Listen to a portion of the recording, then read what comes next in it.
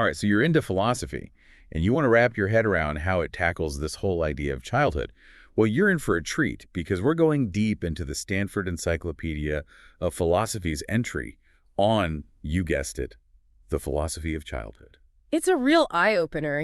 It's not just about defining what a child is, but it delves into all these fascinating questions about their minds, their morals, and even the whole concept of children's rights. It really makes you think about how our views of kids have evolved, right? Like, Yeah. one thing that jumped out at me was how medieval art often depicted children as, well, just mini adults. Yeah, almost like they weren't even seen as their own distinct phase of life. Exactly. Like they were just expected to act and think like grown-ups, which honestly seems a bit unfair, don't you think? Oh, absolutely. And it feeds into this long-standing idea, what we call the Aristotelian conception of childhood, where a child is basically an immature adult, constantly striving to reach their full potential. So it's like this never-ending, you're not there yet kind of Right. situation. Pretty much. But then things get even wilder when you look at the 19th century, where some folks thought a person's development mirrored the entire evolution of the human species. It's like they were trying to cram all of human history into a single childhood. Talk about pressure. But it's interesting how this idea of a child always lacking something compared to an adult, this deficit conception, can really limit how we see their capabilities, right? Absolutely. It overlooks all the amazing and unique ways children think and experience the world. Which brings us to this whole fascinating area of cognitive development. Hmm. I mean, how do these little brains go from, well, knowing nothing to understanding everything?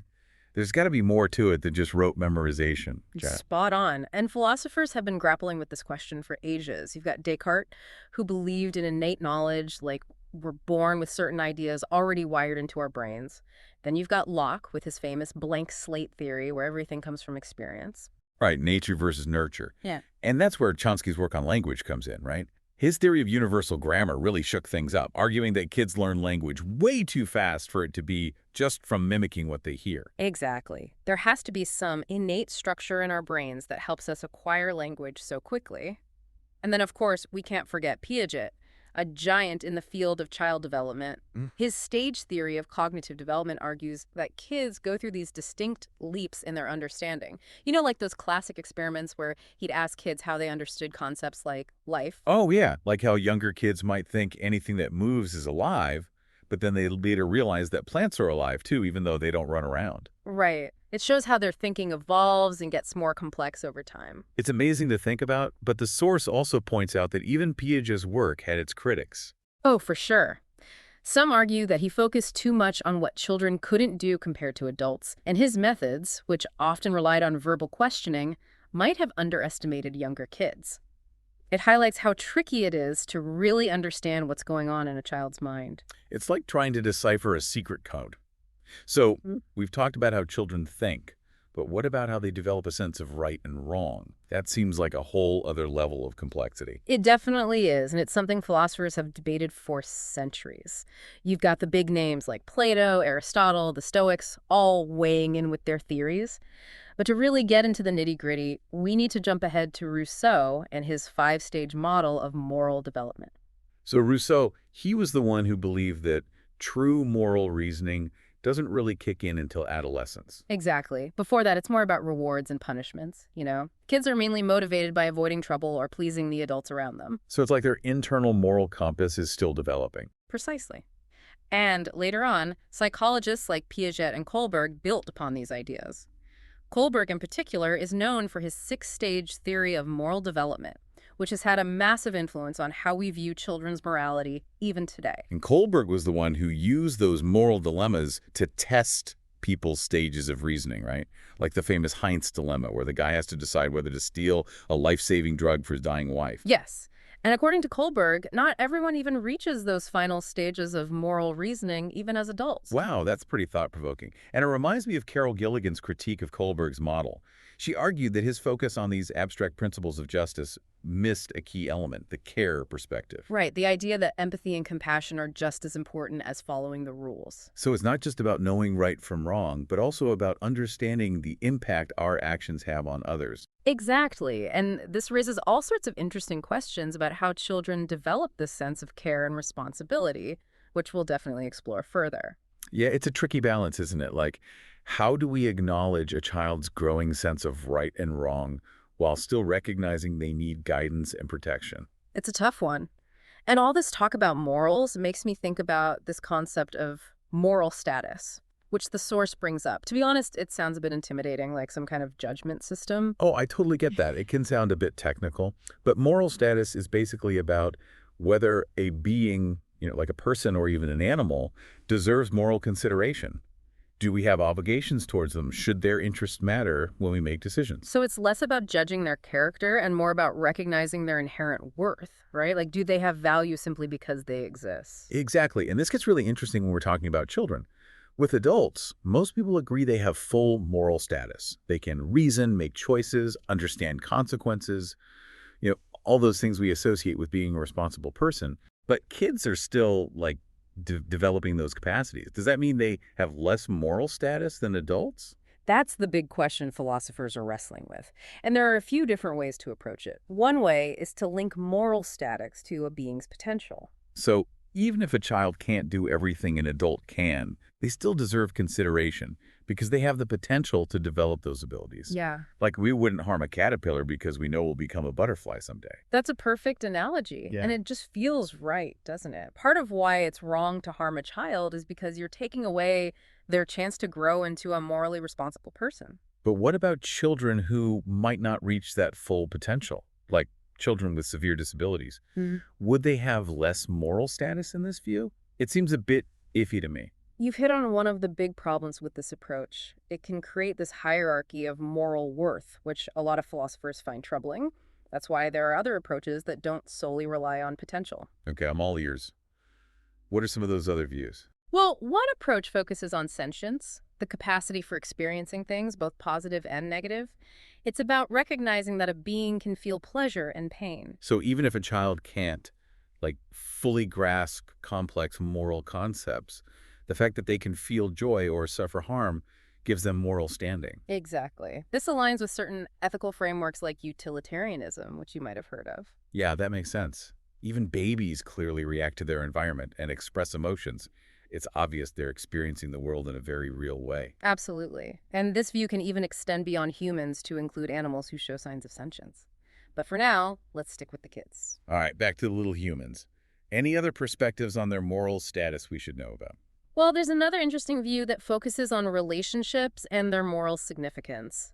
The idea is that beings gain moral status through their connections with others, particularly those who already have it. So a child's relationships with their family, friends, community, all those bonds contribute to their moral worth. It's not just about what they can do on their own, but their place within a network of connections. Exactly. It's about recognizing those moral responsibilities that come with relationships. We have obligations to children not just because of some quality they possess, but because they are a part of our lives and communities. I like that. It feels more holistic, like it acknowledges how we're all connected. But does that mean a child without strong connections has less moral worth? That doesn't seem quite right either. You raise a valid point, and it's something philosophers are still debating. The key takeaway here is that there are many ways to think about moral status, and they can even work together. It sounds like we're moving away from this black and white thinking and towards a more nuanced view of childhood. Instead of always focusing on what children lack compared to adults, we're starting to appreciate their unique experiences and relationships. Absolutely. And this brings us to another fascinating aspect of the philosophy of childhood, the concept of childhood agency. Okay, I've heard that term before, but I'm not totally sure what it means. Is it just another way of saying kids have free will? It is related to free will, but it's a bit more specific. Childhood agency is about recognizing that children, even very young ones, are actively shaping their lives. They have preferences, they make choices, they express their will, and they influence their environment, even in small ways. So it's not just adults acting upon children, but acknowledging that children are actors too, like they could make things happen. Precisely. And recognizing childhood agency is super important for how we interact with children, how we make policies that affect them, and how we think about their rights. This makes me think of that story we talked about earlier about Gregory K., the 12-year-old who successfully advocated for new adoptive parents. That's a powerful example of a child using his agency within a system that often doesn't give kids much say. It's a great example, and it highlights how important it is to create spaces where children can express their views and have those views taken seriously, even if the adults ultimately make the final decisions. It's like we're finally moving past that old saying, children should be seen and not heard. We're recognizing they have valuable insights to share. Right. And recognizing childhood agency is really connected to that earlier discussion about autonomy. We often think of autonomy as something adults have, that ability to make choices freely. But how does that apply to children who are, by nature, dependent on adults? That's a tricky one for sure. We don't want to burden them with adult responsibilities or put them in danger, but we also don't want to stifle their growing sense of self and their ability to make choices. It's a delicate balance, isn't it? Philosophers have been exploring this idea of relational autonomy, which suggests that a child's autonomy develops within the context of their relationships with caring adults. So it's not about giving them complete freedom, but providing support and guidance so they can make age-appropriate choices and learn to make decisions for themselves. Exactly. It's about giving them information, explaining the reasons behind things, and offering choices within boundaries. Like building a support system around their developing autonomy, allowing them to explore and make choices safely. That's a great way to put it. And remember, a child's capacity for autonomy will change depending on their age, development, and circumstances. A 5-year-old won't have the same level of autonomy as a 15-year-old. It's a gradual process. So it's not a one-size-fits-all kind of thing. Definitely not. It's about meeting each child where they are. It seems like this whole discussion of childhood agency and autonomy really challenges that deficit view we discussed earlier. Instead of just seeing kids as incomplete adults, we're recognizing them as individuals with unique abilities and values. You're absolutely right. And this shifting perspective leads us into a fascinating area of the philosophy of childhood, the goods of childhood. Goods of childhood. I'm intrigued. Is it just about having good health and a good education? Or is there something more to it? It's definitely more than just the basics. We're talking about what's inherently good about being a child, not just what's good for them in some practical way. Okay, I need an example. Think back to those refrigerator art masterpieces we mentioned earlier. They might not be, museum worthy, but they represent something pure and joyful about childhood creativity. That sense of wonder, that freedom to explore, that pure delight in creating, that's all part of the goods of childhood. So it's about appreciating those unique experiences and qualities of childhood itself, not just seeing it as a stepping stone to adulthood, like rediscovering the magic of being a kid. Exactly. And philosophers are arguing these experiences have value in and of themselves. They enrich a child's life now, regardless of whether they lead to success later. It makes me want to build a fort out of blankets right now. Yeah. We really do need to remember those simple joys sometimes. I think you've hit on something important. Recognizing the inherent value of childhood experiences has implications for how we structure children's lives, how we design education, and even how we shape social policies. This is so much bigger than just some abstract philosophy, isn't it? It's about real-world change in how we see and treat children. Absolutely. As we wrap up this part of our deep dive, I think it's worth pondering this. If we truly believe childhood has intrinsic worth, how should that change the way we interact with children, educate them, and create a world that truly values them? It really is. And it leads me to something we haven't touched on much yet, this idea of children and philosophy itself. We often think of philosophy as this dense, complicated subject that only adults can handle. But what if we've been selling kids short? I think that's a misconception that's finally starting to change. There's this growing awareness that kids are natural philosophers. They have this innate curiosity, this desire to understand the world around them, and they aren't afraid to ask those big questions, the ones we adults often avoid. Oh, absolutely. I remember driving my parents crazy with why questions when I was a kid. It's like I wanted to figure out the meaning of everything. But it seems like we kind of lose that as we get older. Yeah, we get bogged down with everyday life, or we just start accepting things without questioning them. And that's where introducing kids to philosophy can be so powerful. It's about nurturing that natural curiosity they have, giving them the tools to articulate those big questions they're already asking. It makes sense. But it's not just about making them little intellectuals, right? Right. It goes beyond just stimulating their minds. Philosophy can help them develop critical thinking skills, learn to see things from different perspectives, and even become more empathetic and engaged members of society. So how do you actually do philosophy? Because do you just hand them a copy of Plato and say, good luck? Not quite. It's about finding ways to spark their curiosity and encourage deep thinking that's appropriate for their age. There's actually a whole movement called Philosophy for Children, or P4C for short, that focuses on just that. P4C. Interesting. Tell me more. Well, it's based on the idea that philosophy shouldn't be locked away in universities. It should be for everyone, kids included. And P4C programs are popping up everywhere: schools, libraries, community centers. It's really gaining momentum. That's pretty cool. So what does a typical P4C session look like? It usually starts with something that sparks philosophical questions, a stimulus like a story, a poem, a picture, even something happening in the news. Then the kids take the lead. They share their thoughts, ask questions, debate each other's ideas. The facilitator is there to guide the discussion, make sure everyone feels heard and respected. But the real magic happens in that back and forth between the kids. I bet those conversations can get pretty deep. I can imagine them coming up with insights that would surprise even the most experienced philosophers. Oh, it happens all the time. Kids have this fresh perspective, this ability to see things in new ways, and they're not afraid to question assumptions, to think outside the box.